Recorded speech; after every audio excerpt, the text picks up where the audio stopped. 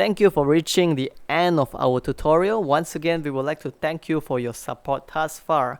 And if you find what we do here to be helpful, please help us by leaving a like, comment, subscribe, and share our videos. Thank you so much.